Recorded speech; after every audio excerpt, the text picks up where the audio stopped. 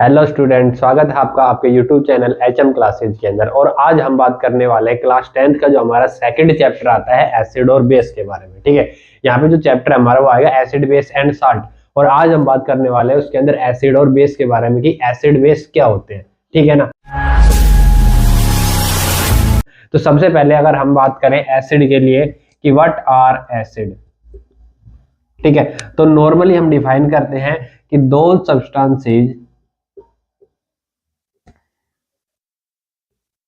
which contains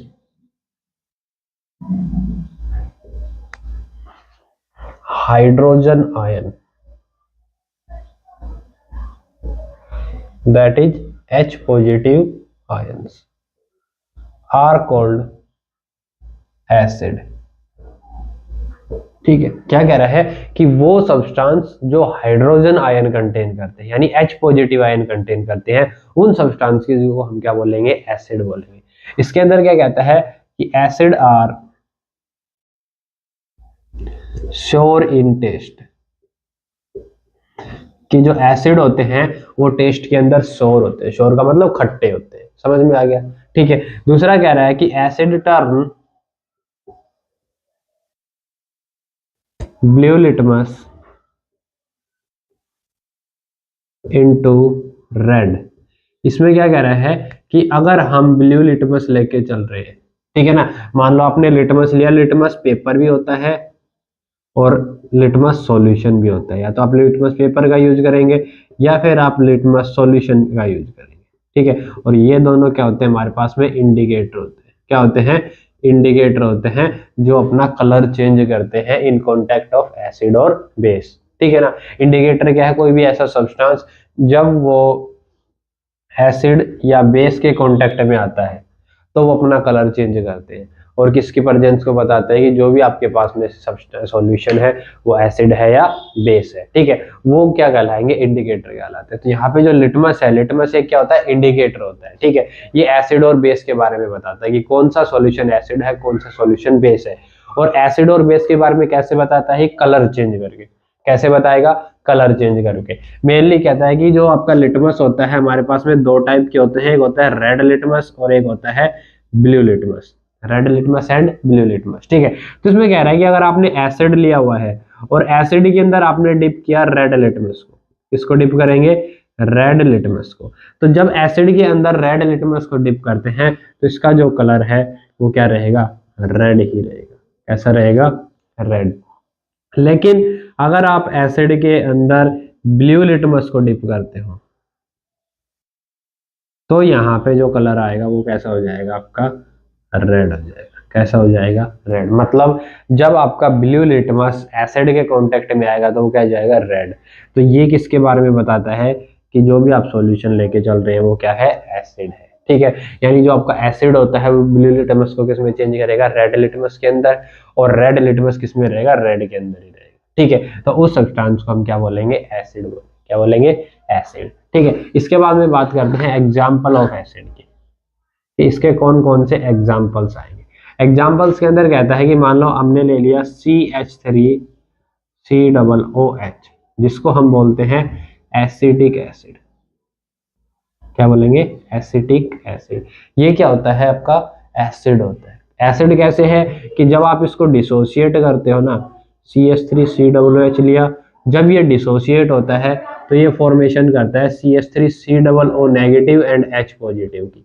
तो यहाँ से हमें H पॉजिटिव आयंस मिल रहे हैं। भाई जब हमने CH3COOH को डिसोशिएट किया यानी एसिटिक एसिड को डिसोशिएट किया तो वहां से हमें क्या मिले, H पॉजिटिव आयंस मिले। H पॉजिटिव आयंस मिलने का मतलब क्या है कि जो हमारा CH3COOH है वो एक एसिड है। क्या है, एसिड है। अगला एग्जांपल हम लेके चल लेते हैं HCl। HCl भी क्या होता है, आपका एसिड होता है। HCl का मतलब हाइड्रोक्लोरिक एसिड। Hydrochloric acid. जो HCl है वो भी एक एसिड है।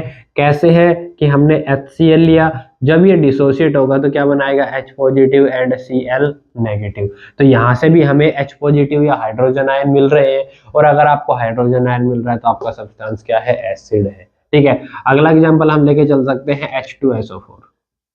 H2SO4 जो है ये होता है सल्फ्यूरिक एसिड। सल्फ्यूरिक एसिड, ठीक है, इसको किंग ऑफ एसिड भी बोला जाता है। क्या बोला जाता है? किंग ऑफ एसिड, ठीक है ना।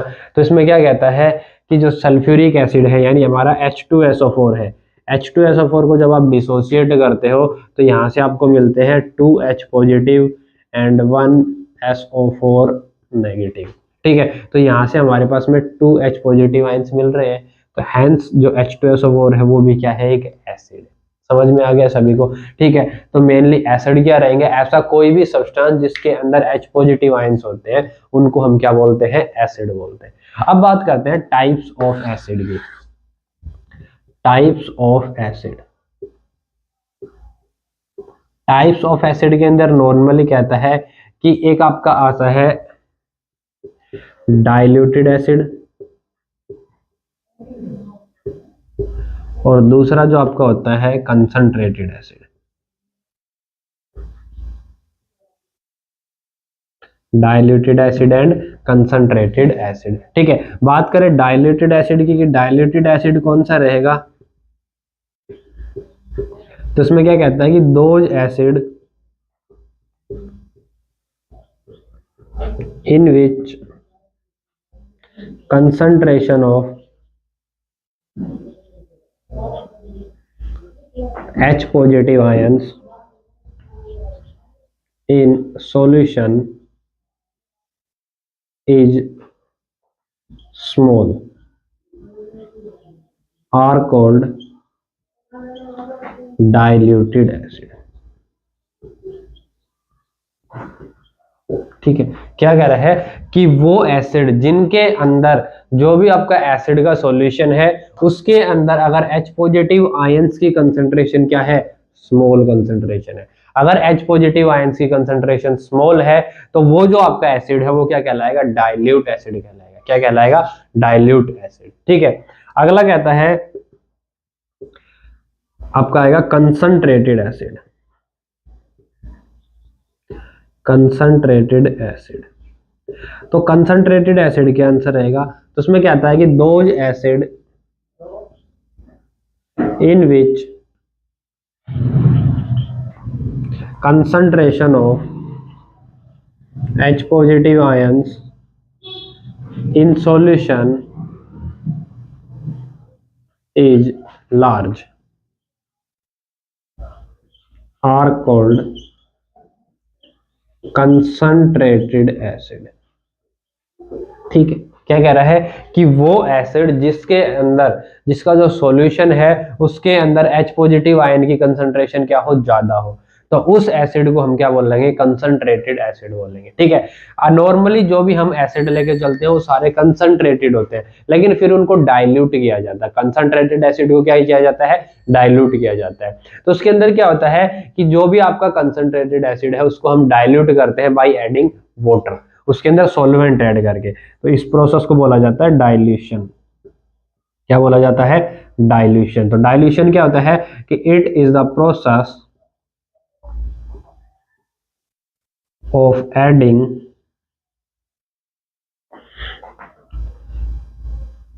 amount of water into acid और base, ठीक है। क्या कह रहा है? या फिर यहां पे आप लिख सकते हो अमाउंट ऑफ सॉल्वेंट, ठीक है, कि जब भी हम किसी भी एसिड या बेस के अंदर जब कुछ अमाउंट वाटर का या कुछ अमाउंट सॉल्वेंट का ऐड करते हैं तो वो जो प्रोसेस है वो प्रोसेस क्या कहलाता है? डाइल्यूशन कहलाता है। क्या कहलाएगा? डाइल्यूशन। और उस प्रोसेस के बाद में जो भी हमें सॉल्यूशन मिलेगा वो सॉल्यूशन क्या कहलाएगा? Diluted solution. यानी या तो अगर एसिड ले रहे हैं तो डाइल्यूटेड एसिड कहलाएगा, अगर बेस ले रहे हैं तो डाइल्यूटेड बेस कहलाएगा। समझ में आ गया? तो जो भी आपका प्योर एसिड या बेस होता है जो कंसंट्रेटेड होता है जहां पे H पॉजिटिव आयन की कंसंट्रेशन ज्यादा होती है उन एसिड के अंदर वाटर को मिक्स किया जाता है या फिर उन एसिड को वाटर के अंदर मिक्स किया जाता है जिसकी वजह से वहां पे हमें क्या मिलता है? डाइल्यूट एसिड मिलता है। क्लियर है यहाँ पे सभी को? ठीक है। अगला जो इनका क्लासिफिकेशन आता है वो आता है स्ट्रेंथ के according, strong acid and weak acid. कौन कौन सा आएगा? Strong acid and weak acid. तो इसमें बात करते हैं कि what are strong acid and what are weak acid. तो पहले बात करते हैं स्ट्रॉन्ग एसिड के बारे में। तो स्ट्रॉन्ग एसिड के अंदर क्या कहता है कि these are the acid which completely ionize into ions and produce large amount of H positive ions are called strong acid।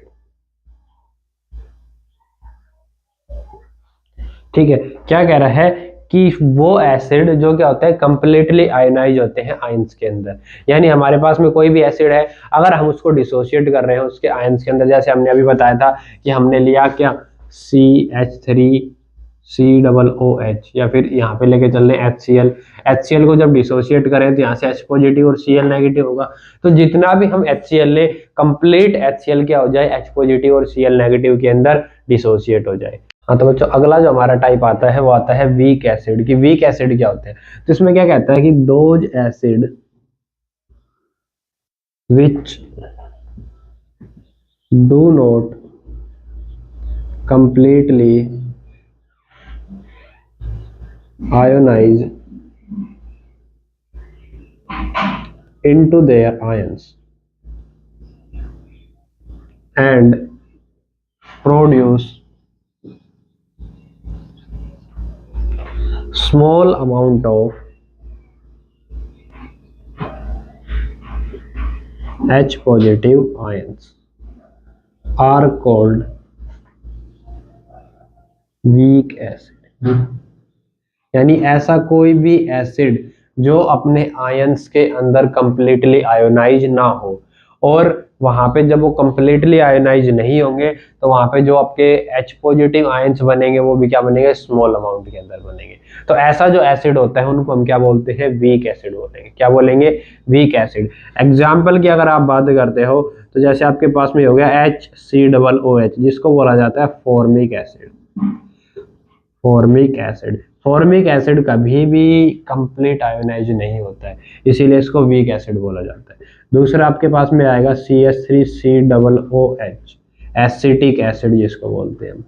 Acetic acid भी क्या होता है, एक वीक एसिड होता है, क्योंकि अपने आयंस के अंदर कंप्लीटली आयोनाइज नहीं होता, इसका जो डिसोसिएशन होता है वो 100% नहीं होता है। ठीक है, अगर बात करें स्ट्रॉन्ग एसिड के एग्जाम्पल की, तो जो आपका स्ट्रॉन्ग एसिड होते हैं, स्ट्रॉन्ग एसिड के अंदर हमारे पास में आता है जैसे H2SO4 हो गया, सल्फ्यूरिक एसिड कंप्लीटली आयोनाइज होता है, इनका डिसोसिएशन 100% होता है। मतलब जितना भी आप सल्फ्यूरिक एसिड लोगे वो कंप्लीट आयंस के अंदर कन्वर्ट हो जाएगा। ठीक है, दूसरा हम बात करते हैं HCl के लिए और HNO3 जो होता है वो होता है आपका नाइट्रिक एसिड के नाम से जाना जाता है, नाइट्रिक एसिड। ये भी एसिड क्या होता है, कंप्लीटली आयोनाइज होता है इसके आयंस के अंदर। तो ये हमारे पास में क्या है, स्ट्रॉन्ग एसिड है, H2SO4, HCl एंड HNO3। और यहाँ पे जो HCOOH यानी फॉर्मिक एसिड और एसिटिक एसिड है, एक्सिट्रिक एसिड होता है, ये सारे एसिड क्या होते हैं हमारे पास में, वीक एसिड होते हैं जो आयंस के अंदर कंप्लीटली आयोनाइज नहीं होते। समझ में आ गया सभी को। हाँ तो बच्चों अगला जो हमारा टॉपिक आता है वो आता है पीएच की। पीएच क्या है, पीएच के अंदर क्या कहता है कि it is a measuring scale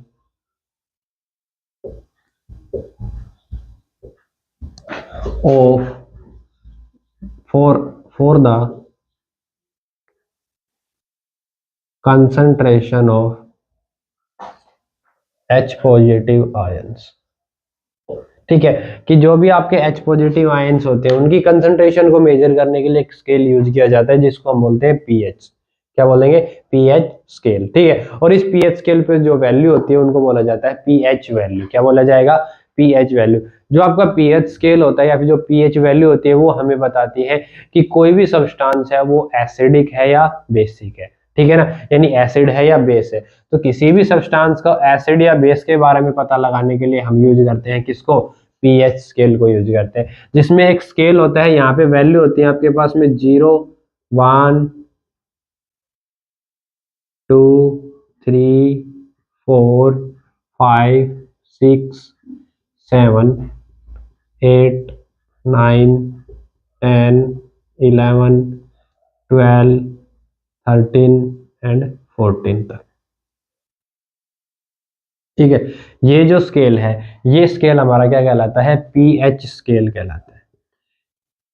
ये पीएच स्केल जो होता है ये हमें बताता है किसी भी सब्सटेंस के एसिडिक और बेसिक कैरेक्टर के बारे में, कि कोई भी सब्सटेंस एसिडिक है या बेसिक है। ठीक है, और वो हम कहाँ से पता लगाते हैं? उनकी पीएच वैल्यू से। यानी इसके ऊपर जो वैल्यू दी गई है, इन वैल्यू को हम क्या बोलते हैं? PH value. और ये स्केल क्या कहलाएगा? PH scale. इसमें कहता है कि अगर आपका कोई भी सब्सटेंस की पीएच वैल्यू 7 है, इसका मतलब वो न्यूट्रल होते हैं। क्या होते हैं? न्यूट्रल होते हैं। यानी कोई भी सब्सटेंस हमारे पास जिसकी पीएच वैल्यू 7 आ रही है तो वो न्यूट्रल रहेगा। न्यूट्रल का मतलब ना तो वो एसिडिक रहेगा और ना ही वो बेसिक रहेगा। ठीक है ना? जैसे एग्जांपल के अंदर आता है वाटर। वाटर जो है, वाटर न्यूट्रल होता है। वाटर का जो फॉर्मूला होता है वो H2 होता है, जिसके अंदर जब डिसोशिएट होगा तो H पॉजिटिव OH नेगेटिव बनाता है। यानी इसमें एसिड H पॉजिटिव भी है, बेस का OH नेगेटिव भी है। तो ओवरऑल हमारे पास में क्या हो जाता है? न्यूट्रल हो जाता है। समझ में आ गया? ठीक है, तो यहाँ पे कहता है कि जो पीएच स्केल है वो क्या होता है? पीएच स्केल के अंदर वैल्यू अगर 7 है, मतलब किसी भी सब्सटेंस की पीएच वैल्यू 7 है, तो वो क्या रहेगा? न्यूट्रल रहेगा। अब कहता है कि जिस भी सब्सटेंस की पीएच वैल्यू 7 से कम होती है वो सारे के सारे एसिड होते हैं। क्या रहेंगे? एसिड रहेंगे। और जिस भी सब्सटेंस की पीएच वैल्यू मोर देन 7 होती है वो सारे के सारे बेस होते हैं। क्या रहेंगे? बेस रहेंगे। ठीक है, अब इसमें क्या कहता है कि सब्सटेंस विद पीएच वैल्यू, किसी भी सब्सटेंस की पीएच वैल्यू अगर 0 से 3 तक है, 0 से 3, तो वो हमारे पास कहलाते हैं स्ट्रॉन्ग एसिड। क्या कहलाएंगे? Strong acid.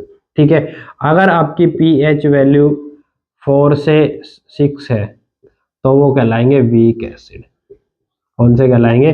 Week acid. उसके बाद में बात करें अगर पीएच वैल्यू आपकी 7 से अबव है, यानी 7 से 11 तक है, ठीक है ना, तो वो क्या कहलाएंगे? आपके वीक बेस कहलाएंगे। Weak base. ठीक है, और अगर पीएच वैल्यू 12 से 14 है तो वो कहलाएंगे स्ट्रॉन्ग बेस। तो यहाँ से according to their pH value आप किसी भी सब्सटेंस के बारे में पता लगा सकते हो कि वो एसिड है या बेस है। ठीक है, दूसरा क्या कहता है कि अगर आप इस साइड में चलते हो, इधर से इधर, 7 से इधर, तो जो आपका एसिडिक कैरेक्टर है, एसिडिक कैरेक्टर इंक्रीज होता है। क्या होता है? इंक्रीज होता है। कब? जब हम 7 से 0 की साइड में आते हैं। और जब हम 7 से 14 की साइड में जाते हैं तो वहां पे बेसिक कैरेक्टर इंक्रीज होगा। बेसिक कैरेक्टर क्या होगा? इंक्रीज होगा। समझ में आ गया? तो ये जो स्केल होता है ये हमारा क्या कहलाता है? PH scale. और पीएच स्केल के अंदर जो वैल्यू रहेगी वो पीएच वैल्यू रहेगी, जो एसिड और बेस के बारे में इंफॉर्मेशन देती है। ठीक है ना? अब इसमें देखो क्या कहता है कि जो पीएच है उसका डेली लाइफ के अंदर भी एक इंपॉर्टेंट रोल होता है। क्यों? क्योंकि जो भी आपके लिविंग सिस्टम है, जैसे ह्यूमन बॉडी है या प्लांट्स हैं, वो सारे पीएच के लिए सेंसिटिव होते हैं। ठीक है, इसी तरीके से जो भी हमारे बॉडी के अंदर जो भी चीजें प्रेजेंट होती हैं, जो भी लिविंग थिंग्स है, लिविंग ऑर्गेनिजम्स है, सारे के सारे क्या होते हैं? पीएच के लिए सेंसिटिव होते हैं। वो सारी चीजें पीएच के ऊपर ही डिपेंड करती हैं। ठीक है ना? हाँ, तो बच्चों अगला जो हमारा टॉपिक आता है वो आता है प्रॉपर्टीज ऑफ एसिड, की जो एसिड होते हैं उनकी क्या क्या प्रॉपर्टीज होती है। तो इसके अंदर सबसे पहले कहता है कि reaction with metal. Reaction with metal के अंदर क्या कहता है कि जो भी आपके एसिड होते हैं, एसिड जब किसी भी मेटल के साथ में रिएक्ट करते हैं तो यहाँ से ये फॉर्मेशन करते हैं सॉल्ट की। किसकी फॉर्मेशन करेंगे? सॉल्ट प्लस हाइड्रोजन गैस की। यहाँ पे हमारे पास सॉल्ट के साथ में क्या बनेगा? हाइड्रोजन गैस बनेगी। ठीक है ना? एग्जाम्पल लेते हैं, मान लो हमने ले लिया HCl, इसको रिएक्ट करवाया हमने जिंक के साथ में, तो यहाँ से हमारे पास क्या बन जाएगा? ZnCl2। देखो यहाँ से H पॉजिटिव Cl नेगेटिव, इधर से जिंक, जिंक से जिंक 2 पॉजिटिव बनेगा। ठीक है, तो ये जिंक Cl के साथ में मिलकर जिंक क्लोराइड बनाएगा, प्लस यहाँ से आपकी H2 गैस बाहर निकल जाएगी। यानी हाइड्रोजन गैस बाहर निकल जाएगी। ठीक है, तो यहाँ पे हम ये कितने लेके चलेंगे 2HCl, क्योंकि यहाँ पे 2 क्लोरीन यूज हो रहे हैं और 2 ही हाइड्रोजन यूज हो रहे हैं। ठीक है, तो जब किसी भी एसिड को हमने यहाँ पे क्या लिया है हाइड्रोक्लोरिक एसिड, हाइड्रोक्लोरिक एसिड है, इसको हमने रिएक्ट करवाया जिंक मेटल के साथ में।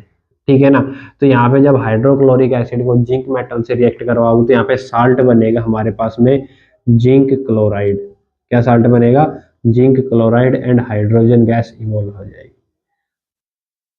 Hydrogen gas. ठीक है, दूसरा अगर एग्जांपल ले तो हमने ले लिया H2SO4, H2SO4 को हम रिएक्ट करवा रहे हैं किसके साथ में Fe के साथ में, आयरन मेटल के साथ में। ठीक है, तो यहाँ से जो हमारी रिएक्शन होगी फॉर्मेशन हो जाएगी FeSO4 फेरस सल्फेट की, प्लस आपकी H2 गैस बाहर निकल जाएगी, हाइड्रोजन गैस बाहर निकल जाएगा। समझ में आ गया? ठीक है ना, तो यहाँ से क्या बन गया फेरस सल्फेट, फेरस सल्फेट, और फेरस सल्फेट के साथ में हाइड्रोजन गैस इवोल्व हो गया। कब? जब हमने यहाँ पे यूज किया सल्फ्यूरिक एसिड। समझ में आ गया सभी को? इसको जब हमने आयरन के साथ में रिएक्ट करवाया। ठीक है, तो अब ये क्या कहता है कि यहाँ पे आपकी H2 गैस बाहर निकल रही है, हाइड्रोजन गैस। तो इस हाइड्रोजन गैस का टेस्ट हम कैसे करेंगे? टेस्ट फॉर हाइड्रोजन गैस कि कैसे पता लगाएंगे कि यहाँ से जो गैस बाहर निकल रही है वो हाइड्रोजन गैस। तो इसमें क्या कहता है कि on taking H2 gas near a burning candle, it create pop sound. ठीक है, क्या कह रहा है कि अगर हम हाइड्रोजन गैस को एक बर्निंग कैंडल के साथ में लेके जाते हैं ना, तो वो क्या करती है वहां पे पॉप साउंड क्रिएट करता है। पॉप साउंड का मतलब क्या हो गया कि वहां से जैसे ही आप हाइड्रोजन गैस को उसके साथ लेके जाओगे तो वो एक साउंड क्रिएट करेगा जिसको हम बोलते हैं पॉप साउंड। इस तरह से हम क्या कर सकते हैं कि वहां पे पता लगा सकते हैं कि जो गैस निकल रही है वो हाइड्रोजन गैस है या कोई दूसरी गैस है। तो जब भी आपको पूछा जाए कि हाइड्रोजन गैस के टेस्ट के लिए हम क्या करते हैं, तो उसमें क्या करेंगे कि जब भी हाइड्रोजन गैस को बर्निंग कैंडल के पास में लेके जाएंगे तो क्या करेगा पॉप साउंड क्रिएट करेगा। समझ में आ गया सभी को? ठीक है, जो हमारी रिएक्शन आती है वो आती है reaction with metal carbonate and metal hydrogen carbonate, कि जब भी हम एसिड को रिएक्ट करवाते हैं मेटल कार्बोनेट या मेटल हाइड्रोजन कार्बोनेट के साथ में, तो वहां पे क्या होगा? तो इसमें कहता है कि एसिड जब रिएक्ट करेगा मेटल कार्बोनेट के साथ में, इसके साथ रिएक्ट करेगा मेटल कार्बोनेट, या तो आप यहाँ पे मेटल कार्बोनेट ले सकते हो या फिर यहाँ पे मेटल हाइड्रोजन कार्बोनेट ले सकते हो, मेटल हाइड्रोजन कार्बोनेट।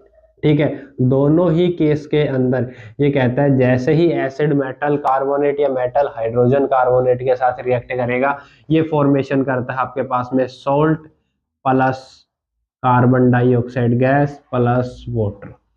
इसकी फॉर्मेशन करेगा salt plus carbon dioxide gas plus में वाटर। ठीक है, एग्जाम्पल लेते हैं, मान लो हमने ले लिया HCl, HCl को हमने रिएक्ट करवाया Na2CO3 के साथ में, इसके साथ रिएक्ट करवा दिया Na2CO3। ये मेटल कार्बोनेट में कौन सा है हमारे पास में? सोडियम, मेटल का नाम क्या है? सोडियम, और CO3 यानी कार्बोनेट। तो जैसे ही हमने HCl को रिएक्ट करवाया सोडियम कार्बोनेट के साथ में तो इसने फॉर्मेशन कर लिया किसका? NaCl। अब हम यहाँ पे हमारे पास में 2 है तो 2NaCl बन जाएगा, और 2NaCl बनने के लिए हमें हाइड्रोजन भी कितने चाहिए? 2, क्लोरीन भी कितने चाहिए? 2। तो ये 2HCl लेंगे, इसको Na2CO3 से रिएक्ट करवाओगे तो यहाँ से 2NaCl बनेगा प्लस CO2 बनेगा और प्लस में H2O बनेगा।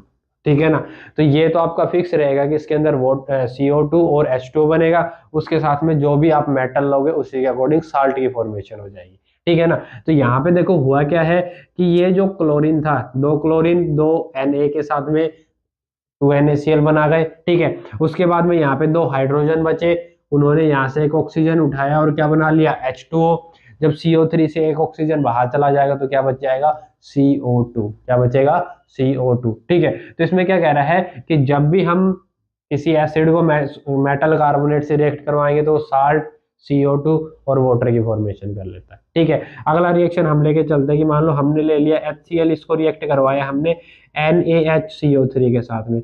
NaHCO3 का मतलब हमने ले लिया यहाँ पे मेटल हाइड्रोजन कार्बोनेट, और इसमें मेटल हमारी क्या है, सोडियम, तो ये क्या कहलाएगा, sodium hydrogen carbonate. Sodium hydrogen carbonate के साथ में जब हमने HCl को रिएक्ट करवाया तो यहाँ पे आपको सिर्फ 1 मोल लेना है, जिसके अंदर फॉर्मेशन क्या होगी हमारे पास में NaCl की। Na इधर से, Cl इधर से, NaCl बन गया, प्लस एक हाइड्रोजन यहाँ से आएगा, एक हाइड्रोजन यहाँ से आएगा, और CO3 से एक ऑक्सीजन आके क्या बना लेगा, वो H2O बनेगा। उसके साथ में हमारे पास में CO2 कार्बन डाइऑक्साइड की फॉर्मेशन हो जाएगी। तो यहां से भी हमारा साल्ट क्या बना, सोडियम क्लोराइड, और इधर से भी हमारा साल्ट क्या बन गया, सोडियम क्लोराइड। समझ में आ गया। तो जब भी हम किसी एसिड को मेटल कार्बोनेट या मेटल हाइड्रोजन कार्बोनेट से रिएक्ट करवाते हैं तो वो साल्ट, कार्बन डाइऑक्साइड और वाटर की फॉर्मेशन करता है। अब बात ये आती है कि आप CO2 की प्रेजेंस को कैसे आइडेंटिफाई करोगे। ठीक है, तो इसमें क्या आएगा, टेस्ट फॉर CO2, कि CO2 की प्रेजेंस को कैसे टेस्ट करेंगे। तो उसके लिए क्या कहता है कि for the test of presence of CO2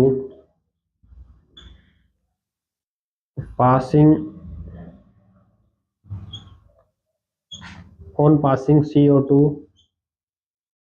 from lime water, it turn milky. ठीक है, क्या कह रहा है कि अगर आपको CO2 की प्रेजेंस का टेस्ट करना है कि यहाँ से जो गैस निकल रही है वो क्या कार्बन डाइऑक्साइड ही गैस है या कोई दूसरी गैस है, तो उसमें कहता है कि अगर आपको कार्बन डाइऑक्साइड गैस की प्रेजेंस का टेस्ट करना है तो उसके लिए हम क्या करेंगे कि CO2 को हम लाइम वाटर से पास करवाएंगे। तो जैसे ही हम CO2 को लाइम वाटर से पास करवाएंगे तो वो जो है आपका जो लाइम वाटर है वो कैसा हो जाएगा, मिल्की हो जाएगा। कैसा हो जाएगा, मिल्की। मतलब कार्बन डाइऑक्साइड गैस जो है वो लाइम वाटर को मिल्की कर देती है। ठीक है ना। और ये क्या कंफर्म करता है कि जो भी आपकी गैस प्रोड्यूस हो रही है वो क्या है, कार्बन डाइऑक्साइड गैस है। इसका कुछ एग्जांपल जैसे हमने ले लिया लाइम वाटर यानी CaOH2। ठीक है, इसके अंदर जब हम CO2 को पास करवाएंगे तो यहाँ से फॉर्मेशन हो जाती है कैल्शियम कार्बोनेट CaCO3 प्लस, जब यहाँ से CaCO3 बनेगा और उसके साथ में किसकी फॉर्मेशन हो जाएगी, H2O की। किसकी फॉर्मेशन होगी, H2O की। ठीक है ना। तो यहाँ से इसका मतलब क्या हो जाएगा कि आपका जो लाइम वाटर रहेगा वो मिल्की हो जाएगा। और अगर आप एक्सेस के अंदर एक्सेस अमाउंट में CO2 पास करते हो तो जो भी आपकी मिल्कनेस है वो क्या हो जाएगी, डिसअपियर हो जाएगी। क्या हो जाएगी, डिसअपियर हो जाएगी और आपको एक क्लियर सॉल्यूशन मिल जाएगा। समझ में आ गया सभी को। तो अगर आपको CO2 का प्रेजेंस का पता लगाना है तो हम क्या करेंगे, उसको लाइम वाटर से पास करवाएंगे। तो जैसे ही CO2 को लाइम वाटर से पास करवाएंगे तो हमारा जो लाइम वाटर है वो क्या हो जाएगा, मिल्की हो जाएगा, यानी वहां पे कैल्शियम कार्बोनेट की फॉर्मेशन हो जाएगी। समझ में आ गया। तो ये थी हमारी second reaction with metal carbonate.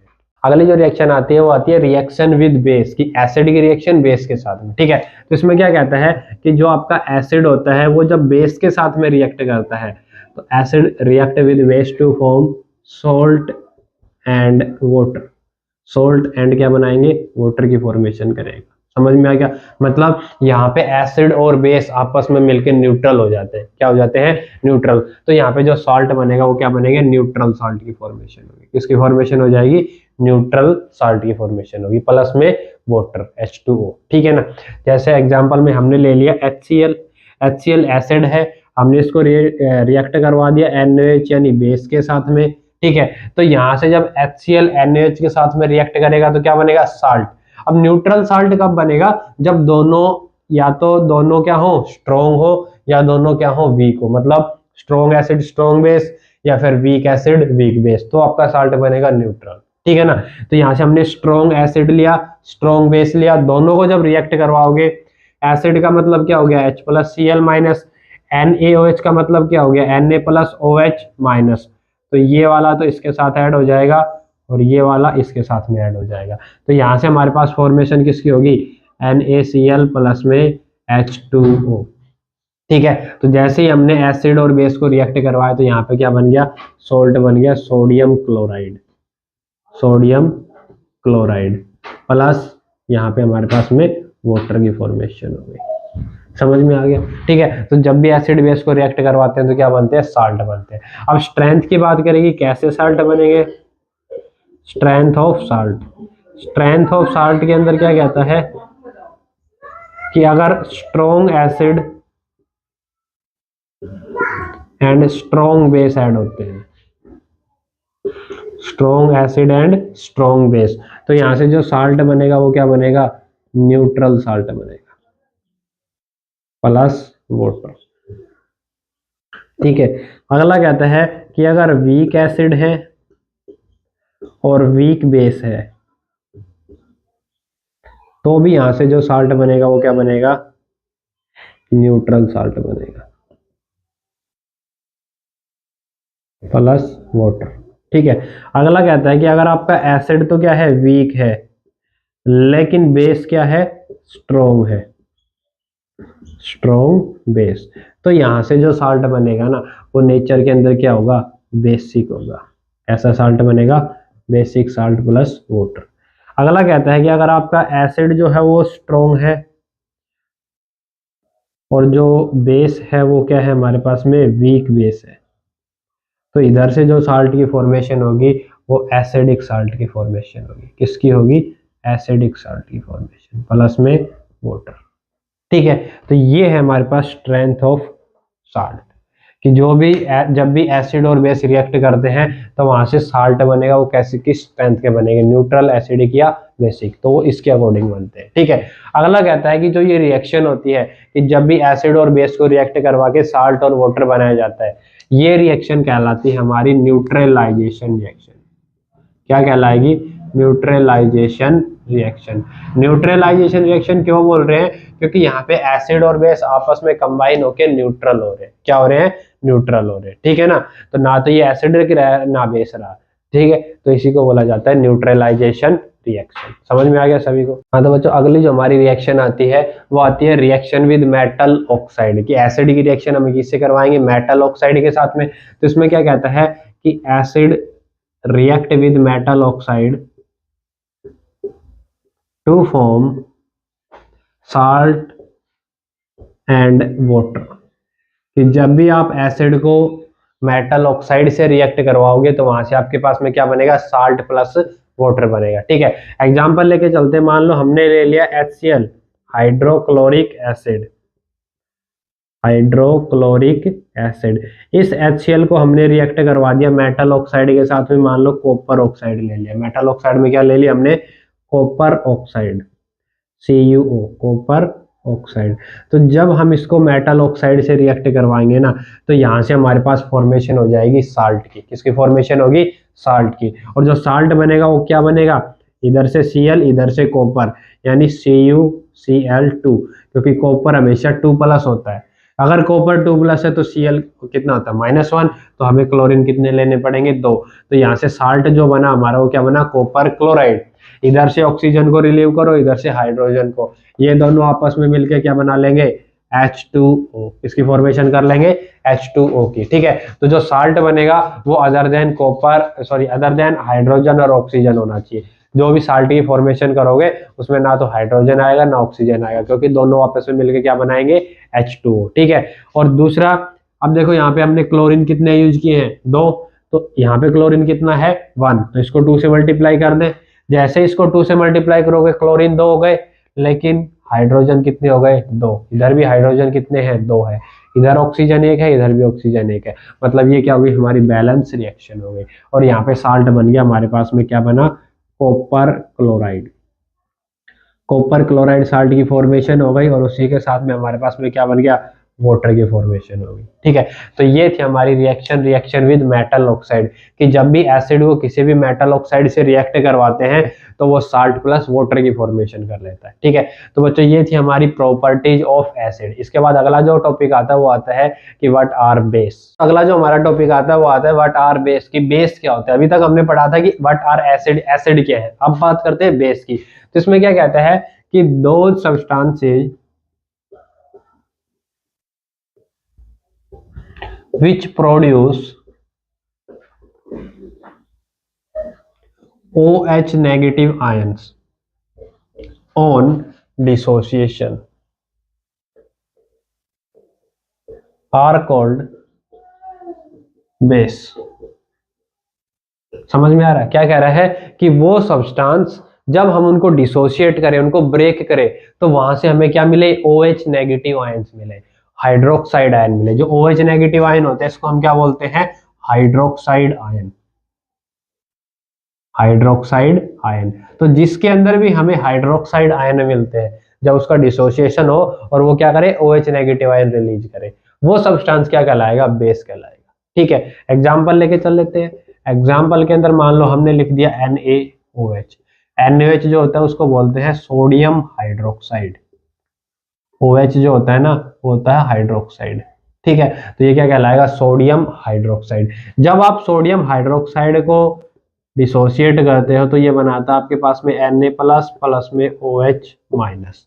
क्या बनाएगा, Na plus and OH minus. तो यहाँ से हमारे पास OH नेगेटिव आयन फ्री हो गया। ठीक है, इसीलिए क्या है, बेस है। क्या है, बेस है। देखो OH नेगेटिव आयन के ऊपर माइनस चार्ज क्यों होता है। अगर इस ये की बात करें तो हमारे पास में जो ऑक्सीजन होता है ना वो हमेशा 2 नेगेटिव चार्ज शो करता है, और जो हाइड्रोजन होता है वो +1, कब, जब ये किसी नॉन मेटल के साथ जुड़ा हुआ है। ठीक है, हाइड्रोजन अगर किसी नॉन मेटल के साथ में है तो वो हमेशा +1 चार्ज शो करता है। समझ में आया। अगर हाइड्रोजन किसी भी मेटल के साथ में है तो वो -1 चार्ज शो करता है, और अगर हाइड्रोजन H2 की फॉर्म में है तो वो 0 होता है। समझ में आ गया ना। तो हाइड्रोजन +1 चार्ज भी शो करता है, -1 भी करता है और 0 भी करता है, क्योंकि इसकी प्रॉपर्टी जो होती है वो मेटल की जैसी भी होती है और नॉन मेटल की जैसी भी होती है।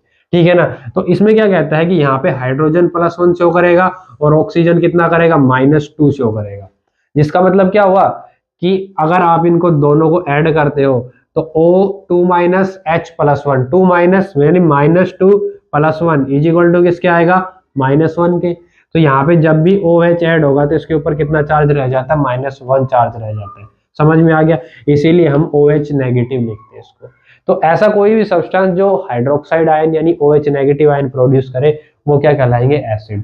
दूसरा एग्जांपल ले लेते हैं हमारे पास में, जैसे हो गया KOH, पोटासियम हाइड्रोक्साइड बोलते हैं इसको। क्या बोलेंगे, पोटासियम हाइड्रोक्साइड। जो आपका पोटासियम हाइड्रोक्साइड होता है ये भी एक बेस है। कैसे बताएंगे कि हमने क्या लिया, KOH लिया। KOH को जब हमने डिसोशिएट करवाया तो K प्लस बन गया, OH माइनस बन गया। तो यहां से भी हमें OH नेगेटिव आयंस मिल गए, hence it is also a base.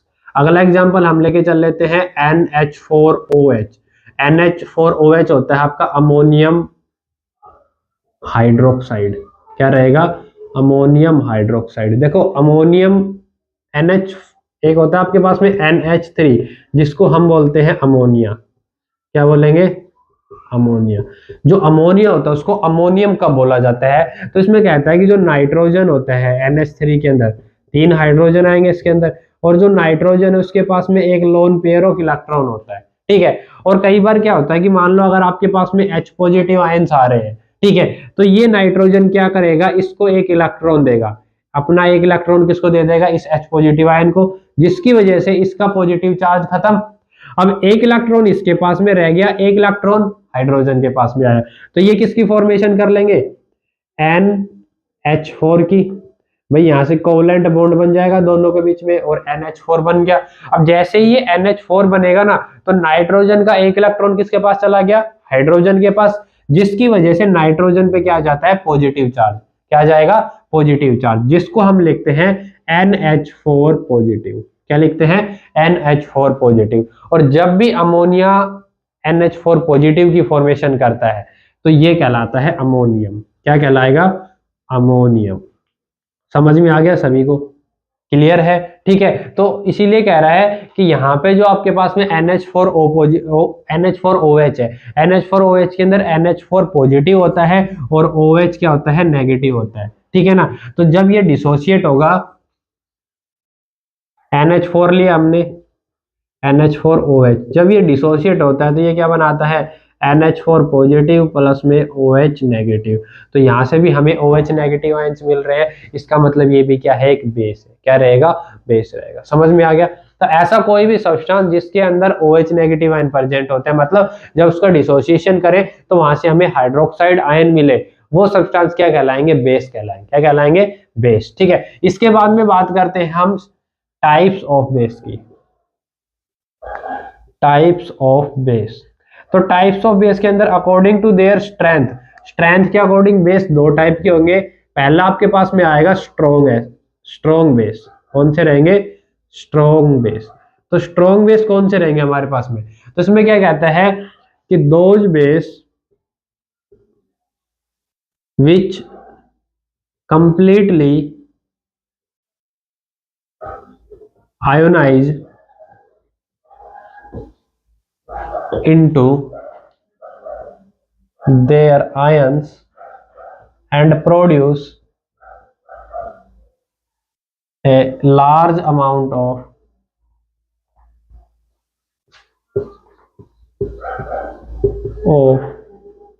OH negative ions are called strong base। इसमें क्या कह रहा है कि वो बेस क्या है, सॉरी, स्ट्रॉन्ग बेस कौन से होते हैं, वो बेस होते हैं जो अपने आयंस के अंदर कंप्लीटली आयोनाइज हो जाते हैं, और जब कंप्लीटली आयोनाइज होंगे तो वहां से ज्यादा हमें क्या मिलेंगे, OH नेगेटिव आयंस मिलेंगे। ठीक है, तो ऐसा जो बेस होता है जो कंप्लीटली आयोनाइज हो जाए और ज्यादा से ज्यादा OH नेगेटिव आयंस प्रोड्यूस करे, वो क्या कहलाएगा, स्ट्रॉन्ग बेस कहलाएगा। क्या कहलाएगा, स्ट्रॉन्ग बेस। एग्जाम्पल की अगर आप बात करते हो तो एग्जाम्पल के अंदर मेनली हमारे पास में आता है, जैसे हमने ले लिया NaOH, सोडियम हाइड्रोक्साइड। दूसरा जो हमारे पास में आएगा वो आएगा KOH, पोटासियम हाइड्रोक्साइड। ये हमारे पास में क्या होते हैं, स्ट्रॉन्ग बेस होते हैं। क्या होते हैं, स्ट्रॉन्ग बेस। इसके बाद में बात करते हैं वीक बेस की, कि व्हाट आर वीक बेस। तो वीक बेस के अंदर क्या कहता है कि those base which do not completely dissociate into their ions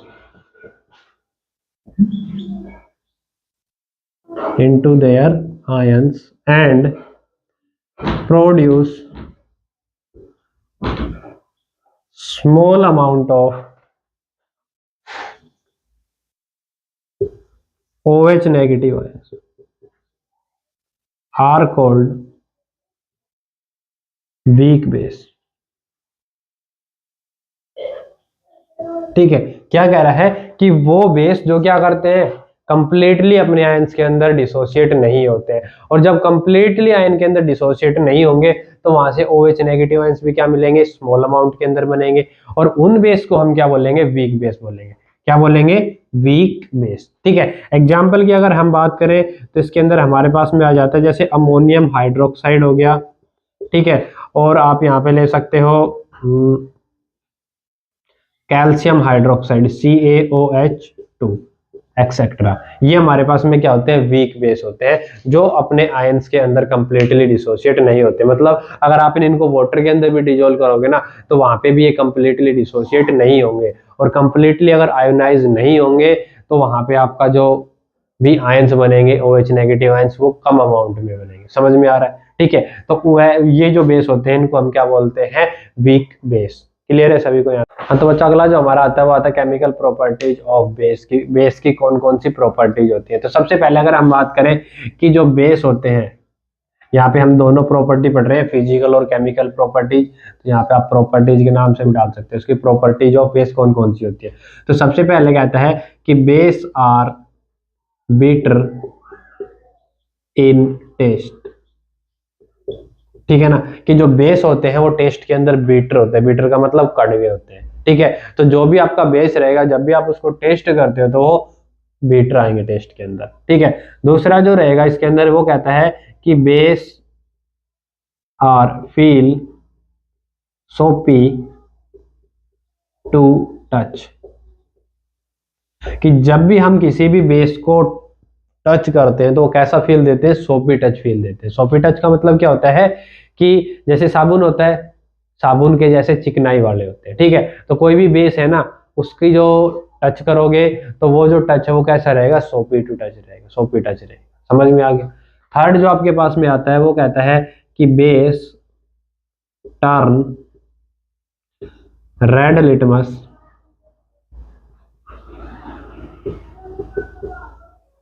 into blue, कि जो बेस होते हैं वो रेड लिटमस को ब्लू के अंदर चेंज करते हैं, ठीक है ना।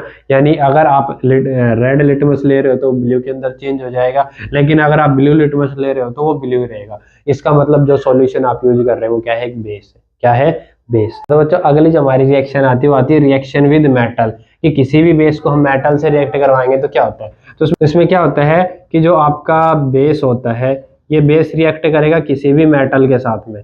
तो जब ये मेटल के साथ रिएक्ट करता है तो ये फॉर्मेशन कर लेता है सॉल्ट की। किसकी फॉर्मेशन करेगा, salt plus hydrogen gas, hydrogen gas, ठीक है। जैसे एग्जांपल हम लेंगे कि हमने ले लिया NaOH, सोडियम हाइड्रोक्साइड बेस लिया।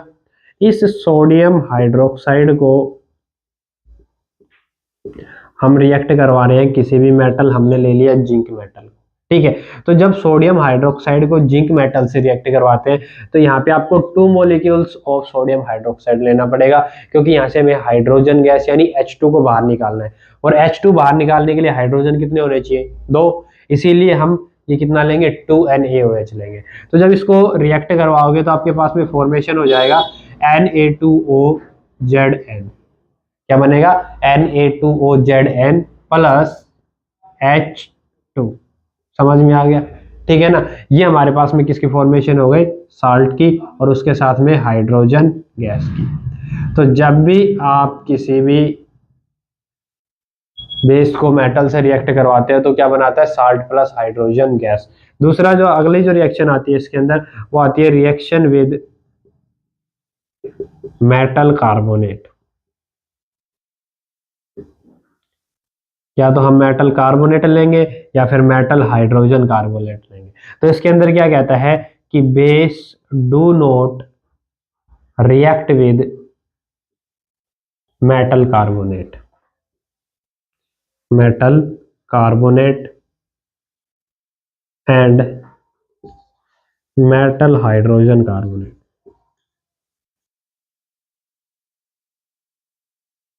कि जो आपके बेस होते हैं वो ना तो मेटल कार्बोनेट के साथ में रिएक्ट करते हैं, ना ही मेटल हाइड्रोजन कार्बोनेट के साथ। समझ में आ गया सभी को, ठीक है। इसके बाद में हमारी कुछ टर्म्स आती हैं जो हमने पढ़ा है इंडिकेटर, कि इंडिकेटर क्या है। तो इंडिकेटर के अंदर क्या कहता है कि these are the substances which changes their smell and colour in acid और बेस। ठीक है, क्या कह रहा है कि वो सब्सटेंस जब हम उनको एसिड या बेस के अंदर डिप करें तो वो क्या करें, अपना कलर चेंज करें। वो सब्सटेंस क्या कहलाते हैं, इंडिकेटर। क्योंकि इंडिकेटर का मतलब क्या होता है कि जो इंडिकेट करता है किसी भी चीज के बारे में। तो जो इंडिकेटर होते हैं ये अपने कलर और स्मेल के थ्रू एसिड और बेस को इंडिकेट करते हैं कि कौन सा एसिड है और कौन सा बेस है। ठीक है, इसके बाद में एक हमारे पास में आता है universal indicator. Universal indicator, universal indicator कौन से रहेंगे, तो इसके अंदर क्या कहता है कि those indicator which tells about the strength of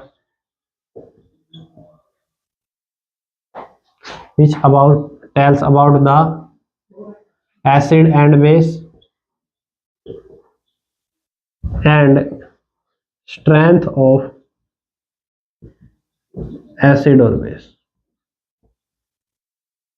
यानी ऐसा कोई इंडिकेटर जो हमें एसिड और बेस के बारे में तो बताएगा कि ये एसिड है और ये बेस है, लेकिन उसके साथ में उनकी स्ट्रेंथ के बारे में भी बताता है कि स्ट्रॉन्ग एसिड है या वीक एसिड है, या फिर जो बेस है वो स्ट्रॉन्ग बेस है या वीक बेस है। उन इंडिकेटर को हम क्या बोलते हैं? यूनिवर्सल इंडिकेटर, इंडिकेशन या इंडिकेटर। ठीक है, उसके बाद में हमारा अगला जो आता है वो आते हैं olfactory indicator.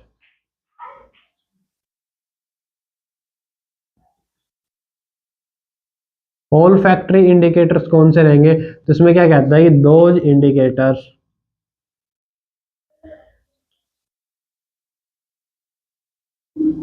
whose smell changes into acidic और बेसिक मीडियम। क्या कह रहे हैं कि वो इंडिकेटर जिनकी स्मेल चेंज होती है एसिडिक और बेसिक मीडियम में, मतलब एसिड के अंदर कोई और स्मेल रहेगी और बेस के अंदर स्मेल चेंज हो जाती है, उन इंडिकेटर को हम क्या बोलते हैं? ऑल्फैक्टरी इंडिकेटर बोलते हैं। समझ में आ गया? मतलब ये हमें एसिड और बेस के बारे में पता लगाते हैं, एसिड और बेस के बारे में बताते हैं किसके थ्रू? उनकी स्मेल के थ्रू। ठीक है, एग्जाम्पल है इसका, कॉमन एग्जाम्पल जो होता है वो होता है ओनियन। ओनियन क्या है? एक ऑल्फैक्टरी इंडिकेटर होता है। ठीक है, इंडिकेटर की अगर हम एग्जांपल की बात करें तो हमारे पास में आ गया जैसे लिटमस हो गया, लिटमस हो गया, मिथाइल ऑरेंज हो गया, टर्मरिक हो गया और फिनोफ्थलीन हो गया। ये सारे हमारे पास में क्या होते हैं? इंडिकेटर होते हैं। समझ में आ गया? क्लियर है सभी को? तो ये था आज का हमारा टॉपिक एसिड, बेस और इंडिकेटर का। ठीक है, अगली वीडियो के अंदर हम बात करेंगे कि व्हाट आर साल्ट, की साल्ट क्या होते हैं और उनके क्या क्या यूज होते हैं।